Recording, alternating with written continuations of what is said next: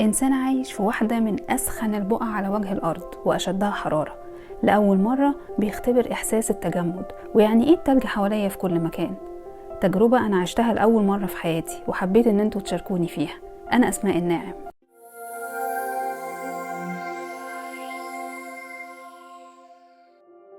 الموضوع دايما بيبتدي بسيط، مطر عادي جدا زي اللي كلنا نعرفه، وبعدين الجو بيقلب وبتبتدي العاصفة التلجية، وده مصطلح غريب جدا بالنسبة لي.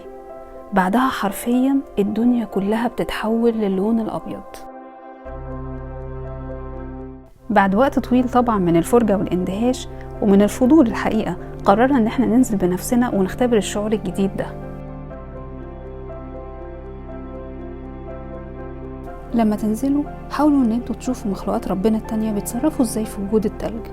هتلاقوا في منهم اللي قادر ان هو يتعامل ويأمن لنفسه اكل، وفي منهم اللي محتاج جدا انكم تكسبوا فيهم ثواب وتحاولوا تحطوا لهم اي اكل، اي حاجة موجودة عندكم تقدروا عليها. ابيض ايه ده، انتوا طلعتوا في التلج ده يا ماما؟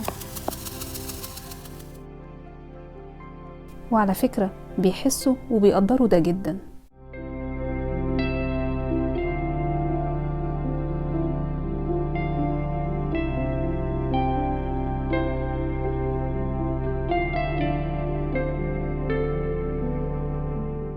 ده مثلا اسكوبار، الكلب بتاع الشارع هنا. لما نزلنا كان مبلول وبردان جدا وبيترعش، حاولنا ان احنا ننشفه وندفيه، اكلناه، وبعد ما اكل خرج معانا في نزهة قصيرة زي ما انتوا كده شايفين.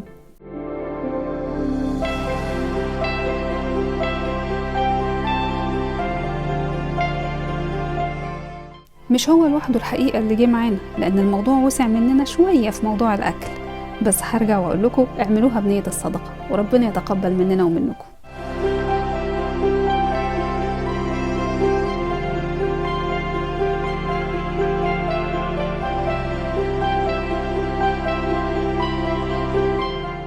نرجع تاني للتلج. بعد ما العاصفة هديت شوية لقيت الناس على مختلف أعمارهم نازلين بيلعبوا بالتلج، أسر بالكامل بأطفالها نزلوا يلعبوا ويتبسطوا. اللي كان بيلعب بالعجل أو البيتش باجي أو حتى مجرد إنهم بيتزحلقوا على التلج. اللعب بالتلج فعلا بيرجعنا أطفال تاني، ودي أحلى حاجة فيه.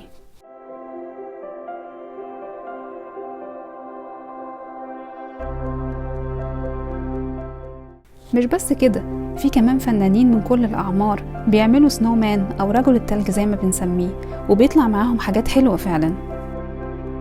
المرة دي التلج فضل أسبوع كامل ينزل، درجات الحرارة كانت أقل من الصفر في معظم الوقت، كل حاجة فعلا اتكست بطبقات كثيفة جدا من التلج.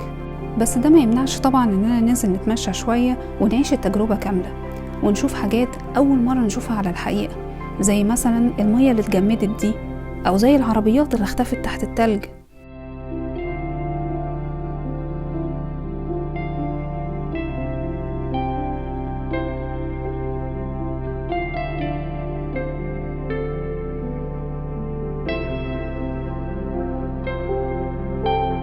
بس طبعا كان لازم نرجع بسرعة البيت لأن التلج رجع ينزل من تاني.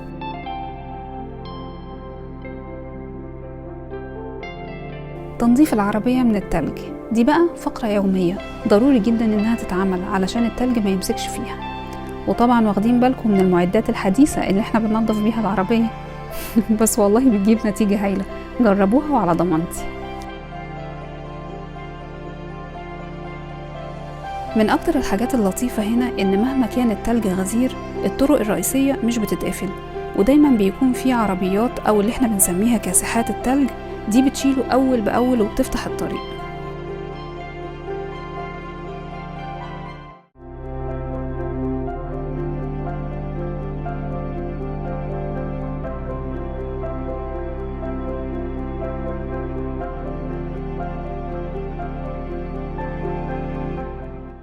وواحدة واحدة بتنتهي العاصفة وبيبطل التلج ينزل، والشمس أخيرا بتظهر وتتبدل الصور من كده لكده، والمشهد بدل ما كان كله أبيض كده يرجع تاني اللون الأخضر بدرجاته وجماله.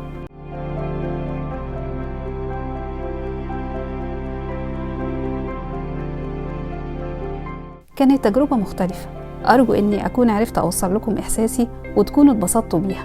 أشوفكم على خير.